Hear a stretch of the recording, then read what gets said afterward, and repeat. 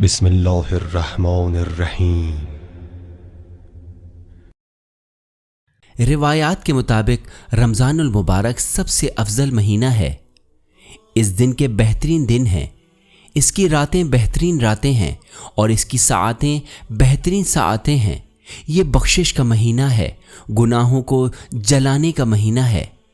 یہ وہ مہینہ ہے جس میں جنت کے دروازے کھلے ہیں، قرآن کریم کا مہینہ ہے اور روزوں کا مہینہ ہے۔ لفظ رمضان کے لفظی معنی جلنے کے ہیں۔ روایت کے مطابق ماہ سیام رمضان کو یہ نام اس لیے دیا گیا ہے کہ روزہ گناہوں کو جلا دیتا ہے۔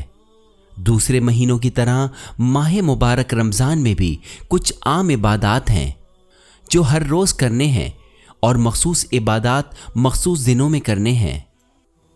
جہاں تک عام اعمال کا تعلق ہے تو یہ مستحب ہے کہ ہر روز قرآن پاک کی تلاوت کی جائے اور اس مہینے میں کم از کم اس کی ایک بار مکمل تلاوت کرنے کی کوشش کریں۔ قرآن مجید کی تلاوت اس مہینے کے بہترین ترین اعمال میں سے ایک عمل ہے۔ ماہ مبارک رمضان میں قرآن پاک کی تلاوت دوسرے مہینوں سے زیادہ مؤثر ہے۔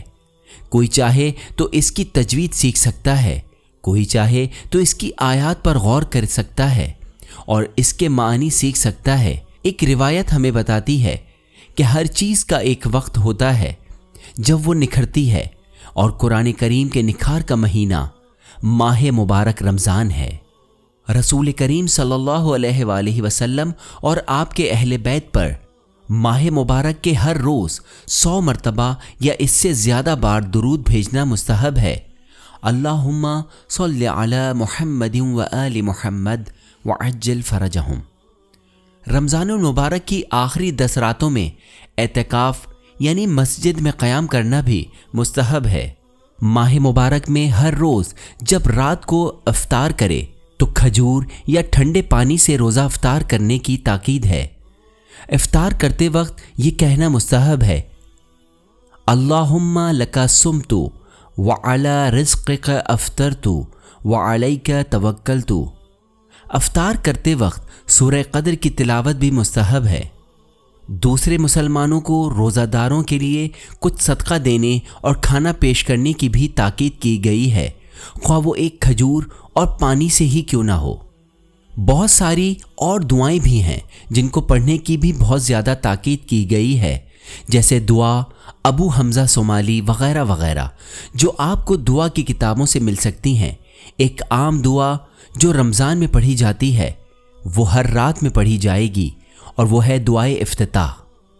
ماہ مبارک کی ہر شب میں 2 رکعت کر کے 1000 رکعت نماز پڑھنا مستحب ہے۔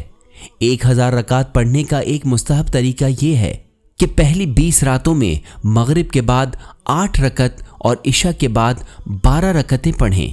یہ 400 رکعت کے برابر ہے۔ آخری 10 راتوں میں مغرب کے بعد 8 رکعت اور عشاء کے بعد 22 رکعتیں پڑھیں۔ یہ 300 رکعت کے برابر ہے۔ 19ویں، 21ویں اور 23ویں شب قدر میں ہر رات میں 100 رکعتیں پڑھیں۔ اس طرح کل 1000 رکعت ہو جائیں گی۔ ماہ مبارک کی راتوں میں سحری کے لیے جاگنا مناسب ہے، اور سحری کا کھانا بھی خواہ ایک کھجور سے یا پانی پینے کے برابر ہی کیوں نہ ہو۔ سحری کے دوران دعائے سحر پڑھنا مستحب ہے۔ جہاں تک مخصوص دنوں کا تعلق ہے تو پہلی رات رمضان کا نیا چاند دیکھنے کی انتہائی تاکید کی گئی ہے۔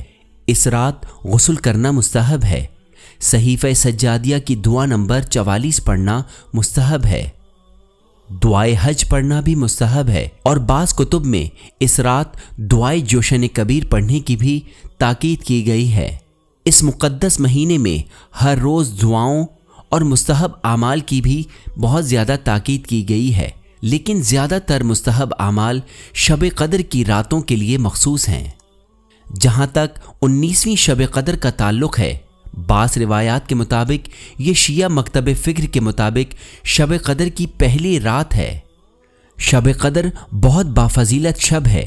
شب قدر میں آپ کی عبادات 1000 مہینوں کی عبادتوں سے افضل ہیں۔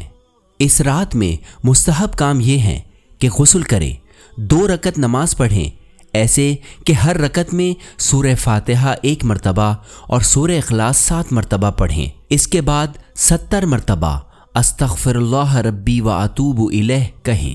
جو شخص یہ نماز پڑھے گا اللہ تعالیٰ اس کی مغفرت فرما دے گا اور اس کے ماں باپ کو اس کے اس مقام دعا سے اٹھنے سے پہلے بخش دے گا۔ نماز میں استغفار کے علاوہ اس رات میں 100 مرتبہ دوبارہ استغفار پڑھنا مستحب ہے۔ اس رات 100 مرتبہ یہ لعن بھی پڑھنی چاہیے، اللہم لعن قتلۃ امیر المؤمنین، اے اللہ اپنی رحمت کو امیر المومنین کے قاتلوں سے دور فرما۔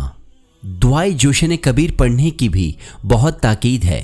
اس رات میں اور بھی بہت سی دعائیں ہیں، جبکہ ہر محتمل شب قدر میں پوری رات عبادات میں گزارنے کی بھی شدید تاکید کی گئی ہے، جیسا کہ 21ویں رات شب قدر کی راتوں میں سے ہے۔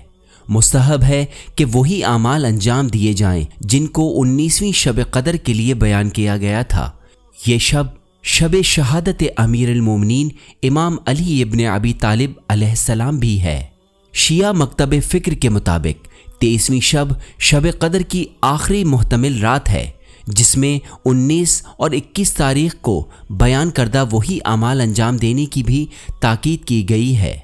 ان مستحب عبادات کے علاوہ اس رات میں اور بھی مخصوص عبادات ہیں۔ سورہ عنکبوت، سورہ روم، سورہ دخان پڑھنا مستحب ہے۔ اس رات 1000 مرتبہ سورۃ القدر کی تلاوت بھی مستحب ہے۔ مستحب ہے کہ دعائے مکارم اخلاق اور توبہ جو صحیفہ سجادیہ میں پائی جاتی ہیں اسے پڑھیں۔ اس رات میں اور بہت ساری دعائیں ہیں جو آپ کو دعاؤں کی کتابوں میں مل سکتی ہیں۔ الغرض جیسا کہ پہلے بیان کیا گیا ہے کہ عبادات میں مصروف رہیں اور جتنا ہو سکے قرآن کریم کی تلاوت کریں۔